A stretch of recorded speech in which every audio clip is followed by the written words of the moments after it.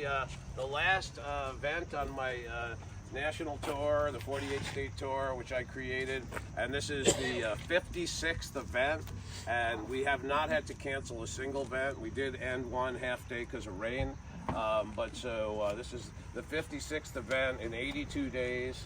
And I have my daughter Courtney right here, and she's been with me the last week, and she was with me the first week. So I'm going to turn this over to the local host here. Hi folks, welcome to everybody who's here to learn or to participate in cleaning. Some of you have experience, some of you don't, but there's something that each of us can learn.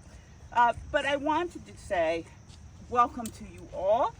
And on behalf of the First School Society, the Windsor Historical Society, the Abigail Wolcott Ellsworth Chapter of the DAR in Connecticut, we are delighted to host Jon Appell and his daughter, Courtney, and whoever they brought with them, some staff, some diggers, I don't know. No, just us today. Just us, okay.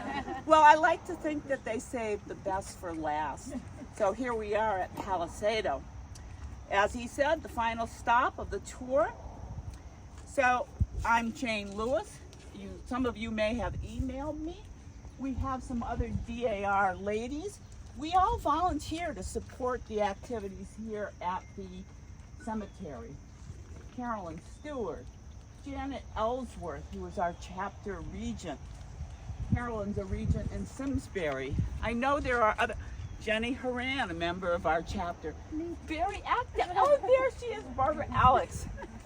So we are welcoming all of you.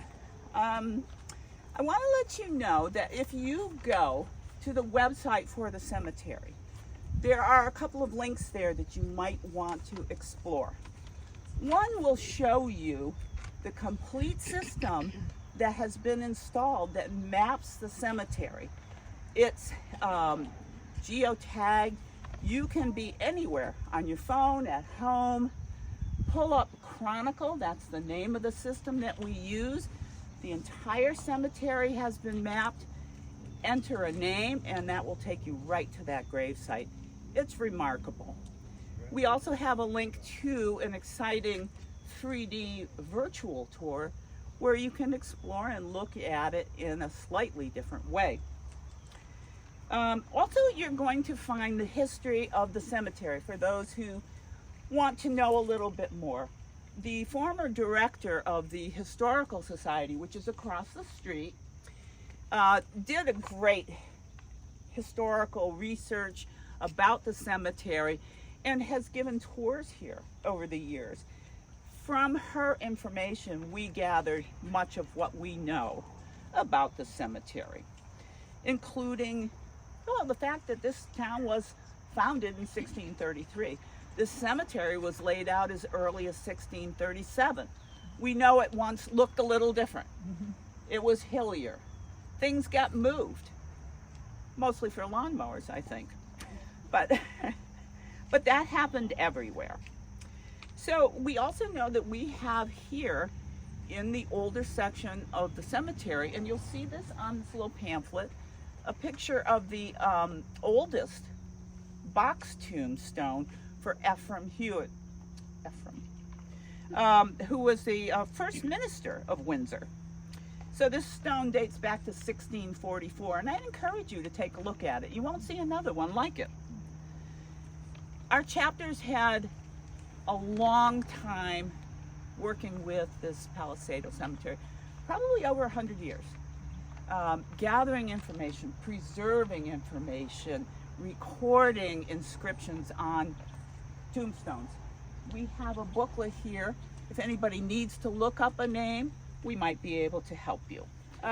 So we just want to say thank you to so many people that have helped us to get to this point. People who are preservationists, people who are historians. We want to thank people like Ruth Shapley Brown, who's one of the most knowledgeable people. Tony Healy, who did our virtual tour. Randall Nelson, an exquisite carver. I hope we see him today. Every single one of the Windsor Historical Society folks we are very grateful to. Dave Malloy, who many of you may know from his Facebook page with gravestone photos, and who can identify who the carvers are. I think that's all. And I'd like to turn this over to Jonathan so that he can help to instruct us, and we can take this information with us back to our communities and maybe put best practices into our activities. Thank you. Thank you. Thank you so much. Appreciate everyone coming out today, and hopefully the weather will cooperate. It seems good so far, and again, we've had an amazing ride. I put about 18,000 miles on a new vehicle in the past few months, and seen the whole United States, lower 48 states, and so many different locations and different kinds of monuments, but always people interested in the similar subject matter, and so it's really awesome to be here today with this group. My history in this particular cemetery is long, and I got into the field of cemeteries initially as a monument installer, and I knew someone that had the need through a family connection, and one thing led to another, and by 1987 I was installing modern monuments for an increasing number of companies in the region, and probably the next year after that I started working for the monument dealer that was then in Windsor, who was selling most of the monuments that went into this cemetery back then. His name was Paul Dalip, and Granite Monument Company, and so I installed a huge number of monuments here in the modern section back in the 80s and 90s, and at that time I was working all over Connecticut. My first year I was a monument installer, and by the end of the year, as I like to say, they made me an offer, some folks that I couldn't refuse, and I became a grave digger as well, and ultimately a cemetery contractor. I did not have a family background in any of that, but I had done many trades before that, and so it was a fast learning curve. As time went on, I started to get more interested in the historical aspect of the graveyards, and working in and around sites like this, mostly over in the modern side, but also I did a lot of work in Old Wethersfield, another first school society, and most people have no idea what that is in most of the country, and that's a really unique kind of part of history, and it's just for those here, and I don't have a detailed understanding, but it was kind of an extra tax that was levied way back when to provide the schools and the graveyard in maintenance and stuff, and so some of that still carries on today, right? And so only in a few locations, and I know in Old Wethersfield is one of them, and Old Wethersfield, Windsor, Wethersfield, for those not local, is south of Hartford, and then also Hartford itself were the three oldest towns in the region, and they were all very close in the timeline. And so anyway, I'll just say a few other words about the background, and we'll get started. So I transitioned into the specializing in the historical aspect of gravestones and monuments around 2000. I had started to learn a lot about the differences in the historic stones, and went to workshops and studied and read a lot about historic mortars and restoration and historic preservation in general.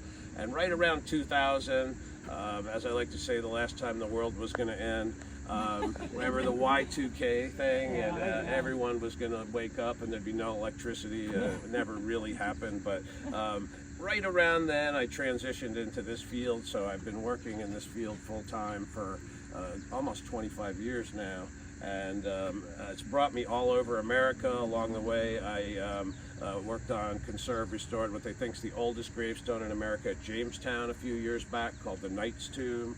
And more recently worked on the Francis Scott Key Monument, the writer of the Star Spangled Banner, in Mount Olivet in Frederick, Maryland. So really blessed to have been connected and integrated into all these historic sites. And so I had a vision for a long time of creating a company to sell the products. I was working in service only for a long time, and I also was teaching a lot of people, doing workshops.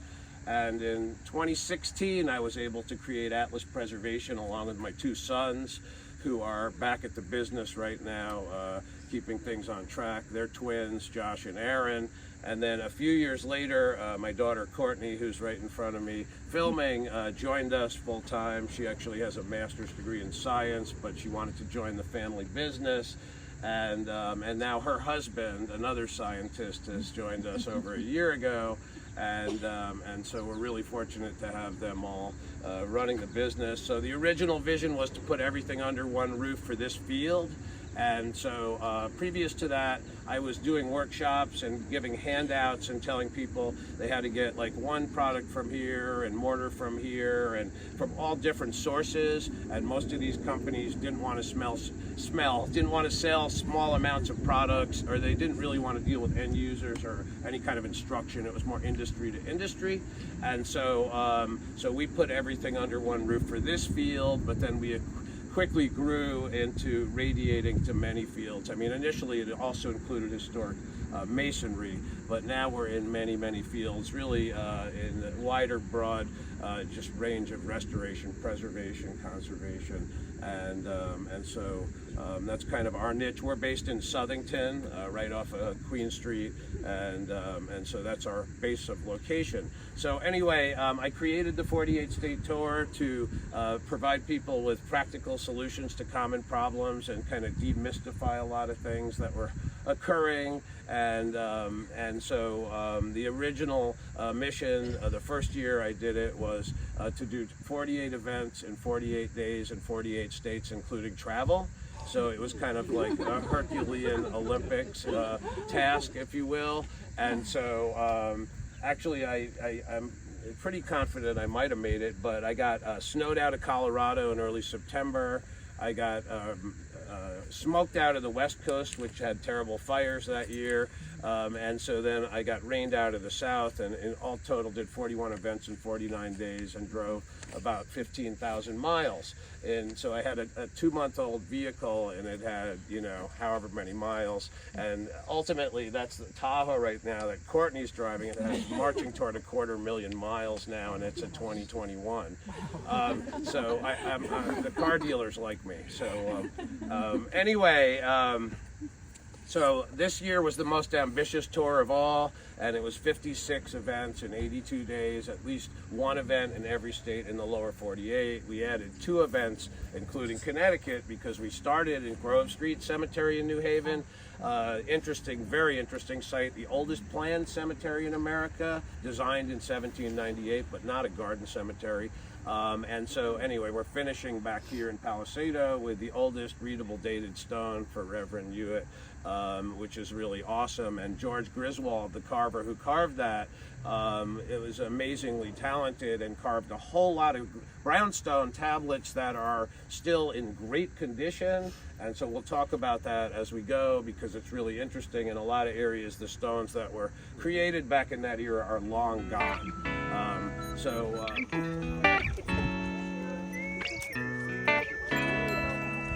We're going to make our way to the back where the older, most historic stones are, which are brownstone. But in the region and the time period we're in this area, there was a bunch of different materials being used. And so we're looking at marble here, which became the stone of choice in the 1800s. However, some of the monuments have brownstone bases on them, like here's a good example right here, and this one right here has a marble base straight up, you know, up and down across the top. These all over America, and they got as tall as like 40 feet tall. The company was called the Monumental Bronze Company of Bridgeport, Connecticut, and I was looking here to see if there was any, sometime there's a stamp on it. The company became very significant in the 1800s, and you can see the inside and how it was made. And if this was stone, it would weigh, I could not lift this up easily. These were developed after the Civil War, and they became extremely popular in the 1880s. The company rose to prominence quickly, and to the point that they built multiple factories all over America. But it was a very revolutionary process to make these. They were much less expensive than the natural stone. They were made in a time period when marble was the stone of choice still, but granite was competing, and granite was gaining market share. Right here where we're looking at this monument right here, this is an obelisk, obviously, as everyone knows. And this is a granite monument and an older granite obelisk. This particular monument is made from the first granite quarried in America, which was south of Boston in Quincy, Massachusetts. It was a very significant quarry, and they started quarrying that granite in the 1700s. Someone had just asked me, when did we switch over? I did not say this was from the 1700s, and I didn't say they were making obelisks yet, but they started quarrying this stone in the 1700s, and the oldest granite building in America is King's Chapel, which is in the King's Chapel graveyard in Boston on Tremont, is made of Quincy granite. The first narrow gauge railroad in America was made and completed in 1826 to transport this stone to the Neponset River to then bring it to build the Bunker Hill Monument just north of Boston. Highly recommend climbing that monument if you have the physical stamina, because there is no elevator. It's built out of solid Quincy granite. This is a good example of a headstone and a footstone that are still intact, and it certainly appears to be that of a child because of the spacing. Generally speaking, in the pre-colonial, colonial eras, gravestones were sold in pairs, and you'd have a headstone and a footstone. They would usually be the same material, in this case a sandstone, which is called brownstone, and usually the footstone would have just the initials of the deceased.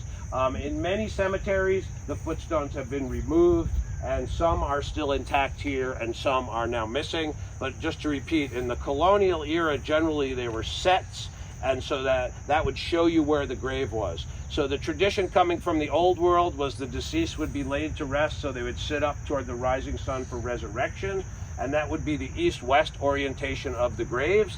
And so then in that case, a grave like this, the head would be here and the foot would be there. And so that it is opposite most modern installations, and it's not an exact year, but once we get into garden and planned cemeteries, they started to change the kind of strict religious doctrine, and they started to create like different layouts and grid patterns more based on the real estate and the aesthetics of the site. And so they started to relax the headstone, footstone, east-west orientation. Anyone? Yeah, please.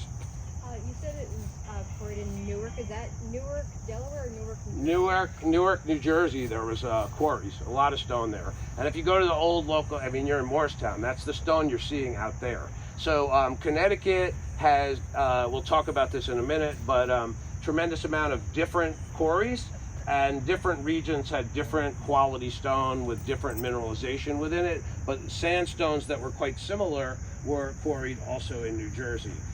Also, sandstone came from Ohio and other locations, but the color tended to be different.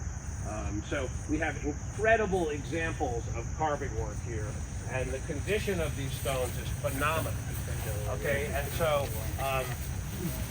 some of the stone that's here is in almost perfect condition, and this is why I can't stress this enough, that there's more variation in the geology than people can imagine, and so that the durability of stone has more to do with the particular stone than the kind of stone. When I travel around, a lot of people are like, oh, sandstone falls apart or slate falls apart. Not the case. It depends on the particular quarry and type of stone. And so in Connecticut, the biggest area of quarrying that was developed was originally then called East Middletown. You know, there was less towns and they had east and west portions. Today that's called Portland. And a tremendous amount of stone came out of that area. And as Christoph knows, was working at that quarry, a lot of that stone wasn't the best quality. And so as time went on, it started to be poorer and poorer quality. But the bottom line is the stone from that region had a high clay content. And so the clay tends to eventually break the stone up. And so that's a very simplistic kind of explanation, but the basic the thing is that the binder is largely the clay. Now, if the binder is a lot of silicates, the stone tends to be very durable. And just to put that in straight words, Windsor was blessed with stone that is incredibly dense and durable and hardly deteriorates at all.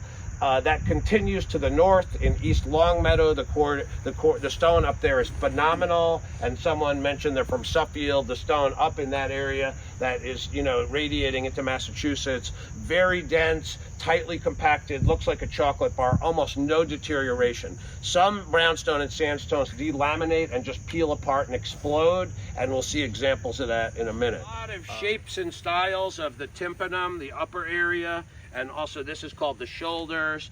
But the Connecticut River Valley gravestone style was very prolific, and there was many different carvers. And somebody here who somebody mentioned someone's an expert on carvers. I don't claim to be.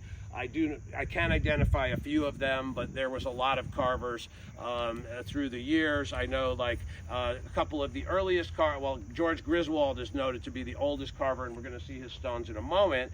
And then down in the Middletown area, we had the Stancliffs and the, what was the other, there was a couple early carvers there. So then in Boston, things were happening simultaneously for the most part, but there they had slate. And slate handles very differently, but it was a very high quality slate, and those tend to be very durable as well.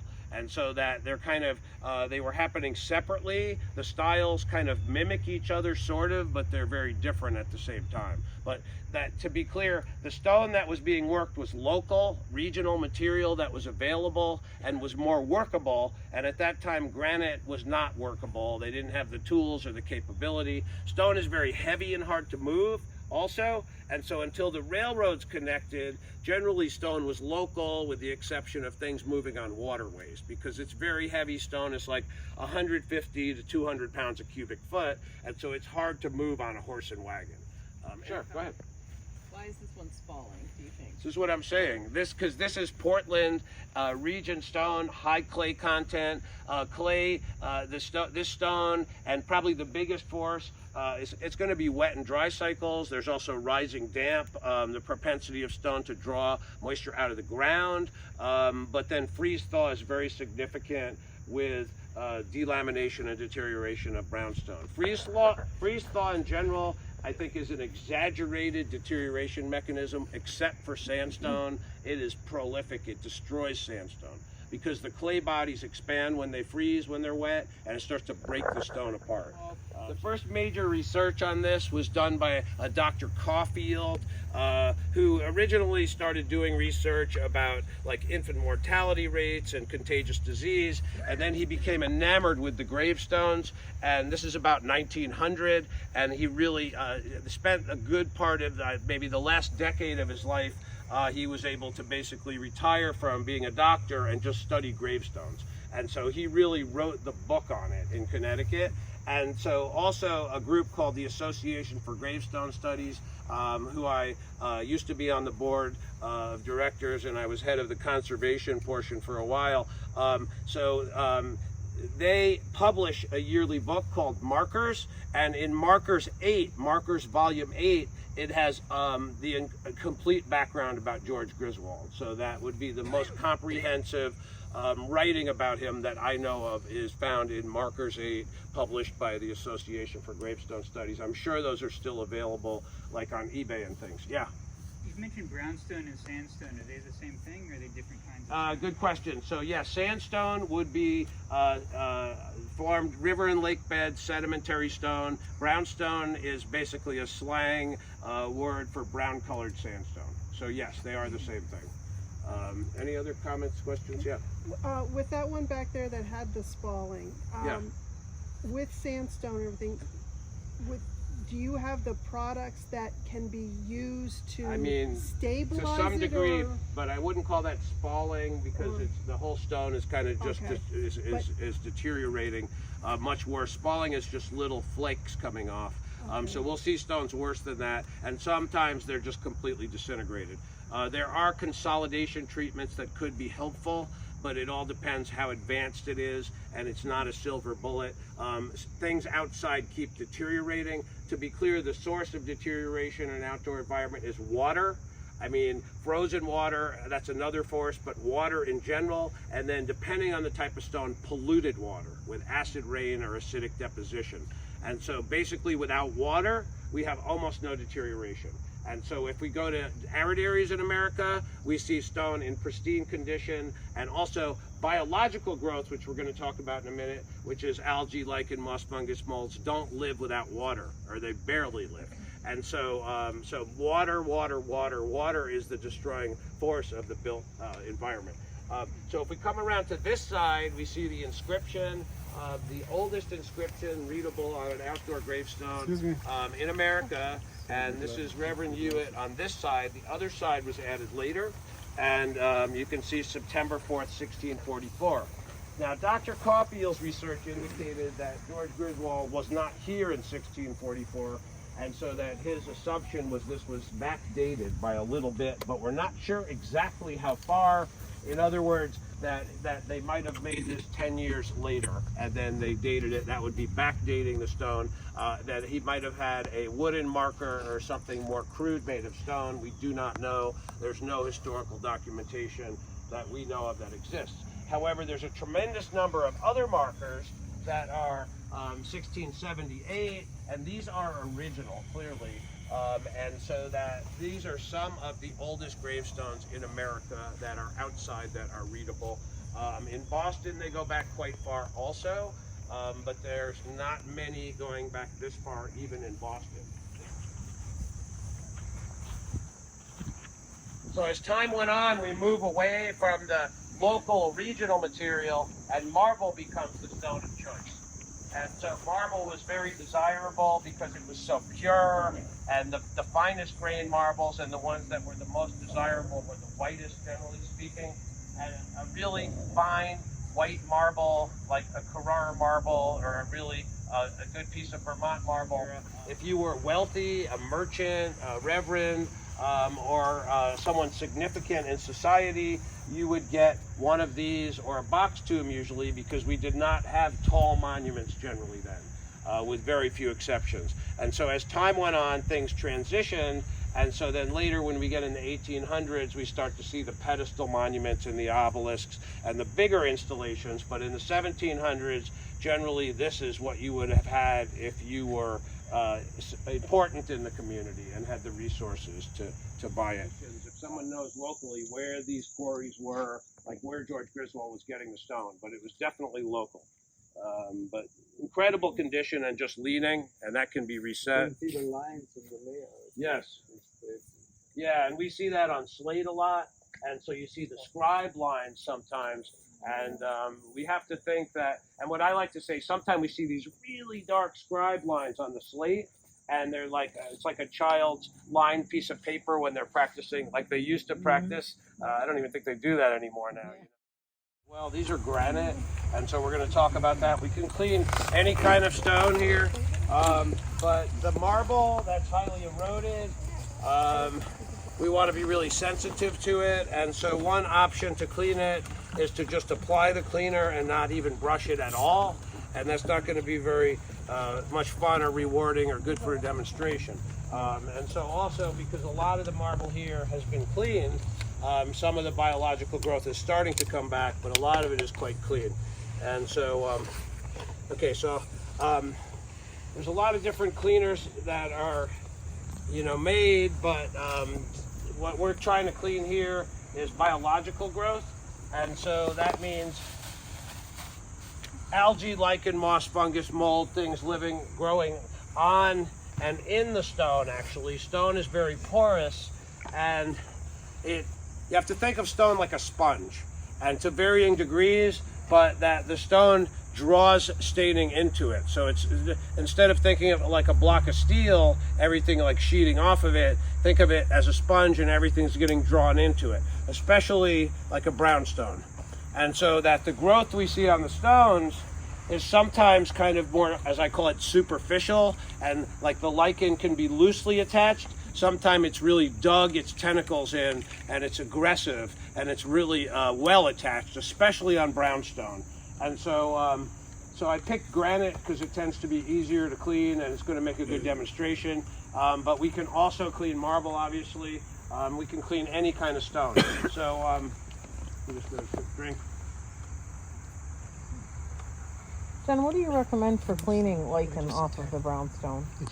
Spray and walk away, or?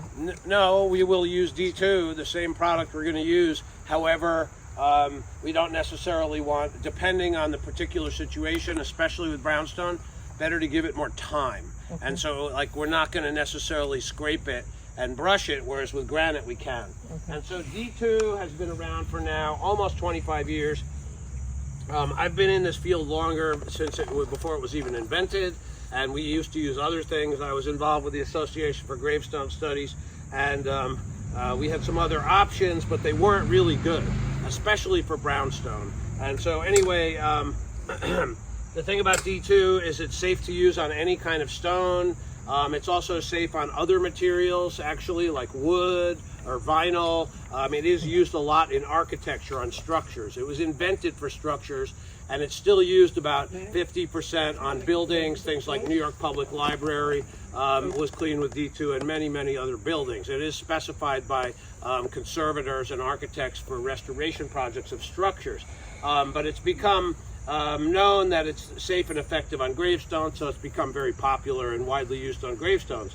Now, it is cleaning not with pH, as I say. A pH scale goes from 0 to 14. 7 is neutral, and the lower you go, the more acidic, and the higher we go, the more alkaline. And so on either end of the scale, it tends to be corrosive in different ways. But D2 is very pH neutral. It's not cleaning with pH. It's actually slightly alkaline, but it's cleaning more, as I like to say, with chemistry, and so it's more like a disinfectant. And so it's actually killing the growth that's on the stone. And so what do we see on here? And there's not that much, but look at this marker here. That's another good example. And this one incredibly covered. And so we're seeing biological growth, which are microorganisms. So that would be lichens and molds are the primary things. We say algae, lichen, moss, fungus, mold.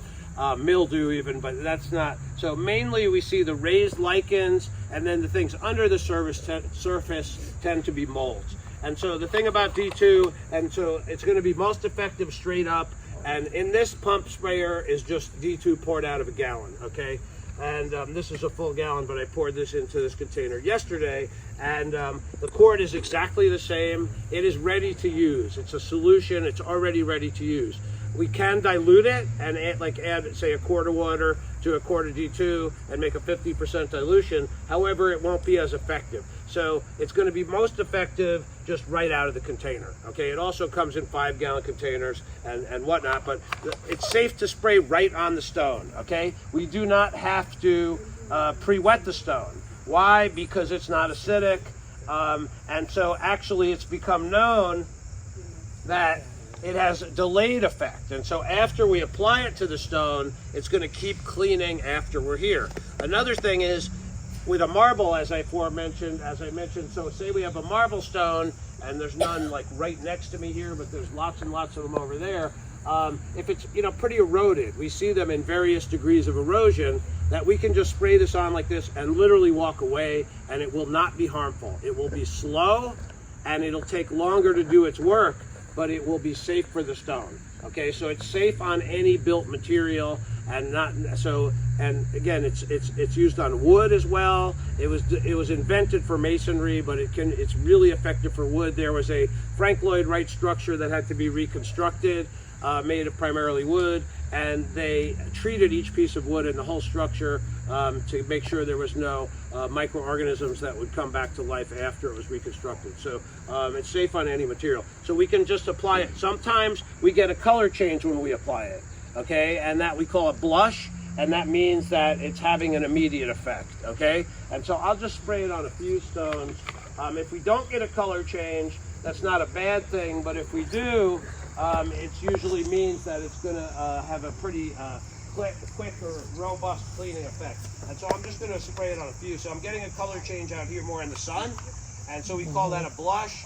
And sometimes the stone will start to turn like a reddish or orange color, and that is due to the reaction of the microorganisms with the cleaner. And it's a different mechanism chemically, but we can liken that reaction to deciduous trees' leaves changing color before they fall off the tree.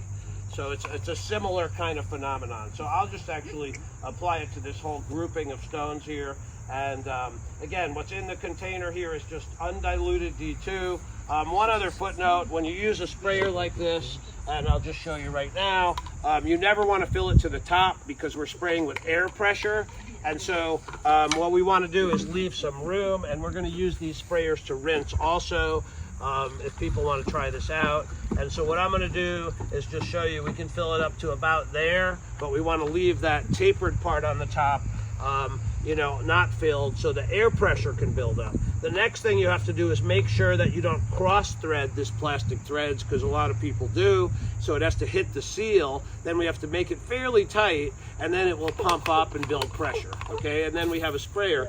And so then also that all of the sprayers, regardless, they have adjustment, so we can go from more of a stream to more of a mist, so we can adjust that spray, okay? And so this is just water in here. The other thing is this has this blue marking around it, and that means that it's D2. This one doesn't, and it's water, okay? So that's my system. Okay, the next thing now, if we have raised, so D2 is safe to apply to anything. We don't have to pre-wet it, okay? That with other cleaners, generally you want to pre-wet the stone, and the idea is that you don't want the cleaner to get deep under the surface, but with D2, it's safe to get under the surface. It's a good thing. It will have a delayed effect and keep cleaning the stone. For marble, this isn't marble, this is granite, but for marble, the top cleaner that was recommended by Vermont Marble was Javel water, they called it. And Javel water is a watered down bleach solution. Okay, now today it's known, this is about 1900. Today it's become known by anyone in the field, anywhere around the world, don't put bleach on stone, because what happens, it's a salt, and we put it on the stone, it gets under the surface, the salt crystallizes and starts to break up the stone. And so the same way the bleach is detrimental, the D2 will be positive, and it will have a delayed cleaning effect, and it will not damage the stone. Okay, any questions about that? Anything I touched on, please. If you're using a lot of it, like all day, do you need any protective gear? That's up to the user. It's a very high dilution. Actually, the active ingredients in are under 2%, and so certainly, you might want to consider that if you're in an environmental situation. It is a chemical, but it is highly diluted, and in an open air environment, it is considered quite safe, is the way I would put it. The next thing we can use, if there are raised lichens that are removable, loosely attached, we can use plastic scrapers. We want plastic that's soft, flexible, and it's going to wear away easily, and these are disposable, inexpensive. They're less than $1 each. They come in different sizes. I just happen to have the 2-inch one, and we have 2, 3, 4 inches, and wider is better in certain respects, but then it's less targeted. These wear away pretty quickly, but they save a lot of time. And so usually we apply the D2 if we're going to do a scraping and a brushing method. Then we usually wait about 10 or 15 minutes to allow some of the cleaner to get absorbed by the stone. Okay, we're going to have a different absorption rate depending on how dense the stone is. The denser the stone, the less D2 we need. In other words, if we have 5 monuments that are all the same size, and one is granite, and one is marble, and one is sandstone, they're not all going to need the same amount of D2 to cover it, because the granite is much denser, it won't absorb much, and so the granite would have the lowest consumption of the product, and the porous sandstone probably the highest, or a limestone. And it's so different, it's almost double. So the really porous stones, you'll have double the consumption. In other words, 200 square feet a gallon versus 400 square feet a gallon, or something to that effect. So the next thing is, we could put this on today, and we could come back tomorrow, and we could spray some water on, and we could clean then, okay? Because it will reactivate the D2 that's in the stone. Some of it gets lodged under the surface, and that's going to have the delayed effect. The excess water evaporates, but the quaternary ammoniums are what's doing the cleaning. And as I like to say, it's not ammonia, it's quaternary ammoniums, which are called quats in shortened form. And there's hundreds of quats, and D2 is a very specific formulation of quats. along with surfactants, which are pH neutral, which are soaps basically, and then wetting agents and buffers. So it's a very specific solution. So this is just water in my hand, and so as this starts to dry, I'll just spritz a little water on, and so then I can come ahead and scrape and see how this comes off. And this is pretty loosely attached, and it's coming off quite easily.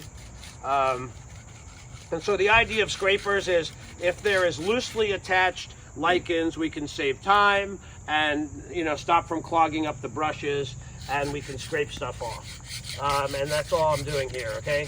And then I'm going to just hit this quick, and I'll go on to brushes. Any other questions or comments about anything we're talking about here? Good. Whoa, that's just water. Okay. I do. Yeah. Like this stone you're working on now has a lot more lichen on it. Did you actually put more D2 when there's more lichen? Or is it just a uniform? Yeah, so if it's a thick blanket of lichen that's scraping easily, we could just wet it with water first and scrape that off, or we could scrape it and then spritz it with more D2. But the bottom line is that it should just require one application, but if there's very thick lichen, then we might require more, yes. So it's a judgment call on that. But I'll just go a little further and just get this heavy stuff on here.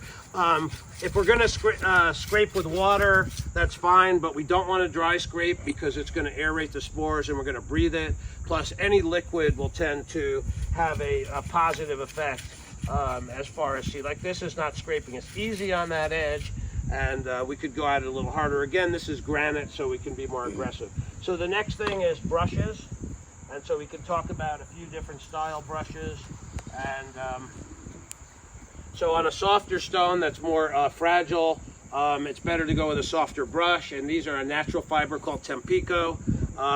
This is very friendly to the stone. We can use this on any kind of stone. But especially if we're brushing marble, it's better to have a softer brush. We see sometimes people coming out to events that bring really, really stiff brushes, and we don't recommend using those on especially the more fragile stones. This is granite, so you could be more aggressive on it because it's a much denser material. To give you an idea of the difference in density, there's something called Mohs hardness scale, and on the top it's 0 to 10, and 10 is diamond, it's the hardest material, and 1 is like talc, like baby powder, very soft, and granite is pretty high up, like a 6 or a 7. Plus it's like 70% approximately silicates, which are very resistant to deterioration. And then like say a marble is only like a 3, but as the marble, on an average, the marble weathers, it gets more porous and erodes, it'll drop on the scale, it'll lower, it'll become like a 2 or a 1. I mean, it's just very weak. And so we could use different brushes on granite, and so we can also use synthetic brushes, and this is called a fender brush. This is a synthetic, but it's a more friendly synthetic, and we can check on a sensitive area of our skin, and it's pretty friendly. It's not a really aggressive brush. The vast majority of brushes sold today in America are made overseas, and the vast majority of brushes today are synthetic. We're really happy that Magnolia Brush did give us a small amount of sponsorship, but these are made in Texas, these are made in America. Magnolia Brush is the last significant brush manufacturing company, so these are all made in America still, so we try to support as many American companies as we can, because we think it's important to try to help them and use products made in America. So I'm going to go with the synthetic brush on this because it's a granite, but we could go either way. It's actually tends to skate over it a little. You can actually hear a difference. This one is actually more quiet, but it actually does more brushing in a certain respect. And this is the Tempico fiber. And so basically, we're going to use a lot of water, and this is just going to clean up really, really nicely, really quickly. And now we can also use bigger sprayers, as I like to say, and this is a similar, this is made by the same company actually, and the sprayers are coming from a company that has been based in upstate New York for about 100 years, and this is, again, we have to leave room for the air pressure, and we can pump this up, and now we have more, more water pressure, and it's easier to work with, but then I just like to work my way up and show that this is like the next best thing since sliced bread. And this is an upgrade, and we actually have some of these here because Courtney's here with me. And this replaces the pump, and this is a lithium-ion battery power head pump all together. And so we just screw this on, and then we hit the button. And I did not charge this last night, but it will spray 25 gallons on a charge. And so we're not going to have to pump anymore. According to the research that Fountainhead did, you're spending, I think they said 17% of the time is spent pumping. And so this is going to maintain 24 PSI. And in a second it'll stop because there's a regulator. And the only reason it doesn't, and someone just asked me about this, usually if it won't stop, it's because you have a loose fitting somewhere and it keeps leaking air and then it won't build the pressure up. But in a second, it's going to stop, or a few seconds, it'll shut off. And now it'll come on and off as it needs to. You cannot change the preset. It's going to be at 24 psi the whole time. And so then we can rinse much more easily. They make a 2-gallon version of this that only comes with the pump. And actually Courtney has some of those over there. This is the 1 gallon. I recommend getting this with the pump, because if your battery goes dead, then you still have the manual pump, or you could buy a couple batteries, but these are around $100. This comes in a 1, 2, or 3 gallon size. So what we're cleaning here is biological growth. Now, if we have other kinds of staining, like copper staining, iron, rust staining from metal pins, graffiti, mineral staining is another issue. This will not be effective, but for the most of the staining we see here, D2 is going to be effective. So any other questions about anything that I just touched on? So on a Kill it if you don't scrape it. Say it again. If you never brush it and scrape it, we'll still kill that. Yes. But with a heavy lichen like this, it may not all shed. We may need a second application. So yes, generally the first application is going to kill the growth. But then the question is, how long will it take to get clean? Generally what we see is that if we brush and rinse, we're going to have much quicker results. And so sometimes we need a second application, sometimes we don't. But a lot of these stones here that are pretty white were cleaned with just one treatment. How long will it last? It all depends on the rainfall in the region. It depends on the geology of the particular stone. But assuming it's a marble and, in this part of the country, they're generally going to stay clean for usually at least a couple of years. But they're going to start to get stained sooner if they're like under tree canopies and things. And if they're in the open air, direct sun, because that means they'll dry out more quickly after rain. They're going to tend to stay clean for a longer period of time. Yeah. Does the D2 have any preventive effects? Yes, absolutely. Well, that incorporates into the fact that it has a delayed cleaning effect. But And so if you wash the stone with water, does that... That's why you want to wait at least 15 minutes, because okay. then you're not rinsing it all off. So that's the whole point. And so if you want the fastest effects, like I say, like if you say you're going to clean, say you have a funeral coming in to a family, plot, or there's some monuments nearby that are going to be, seen during a service coming up a week later, in a week or something. The fastest effects would be to do what we did basically here, do a better job, more thorough, rinse it, let it mostly dry, and then do a second application. Then if you really want to increase it, the last thing you could do is you could cover it with a plastic bag and leave that on for a day or two, and you'd put tape or a bungee cord around the bottom. So you want to keep it wet for an extended period of time. That's extending the dwell time of the product. And as long as it's wet, it's active. Bottom line is, if we apply it and walk away, it will clean, but it'll clean like this. It'll wax and wane. So it'll be active while it's wet, and then it'll become dormant when it's dry.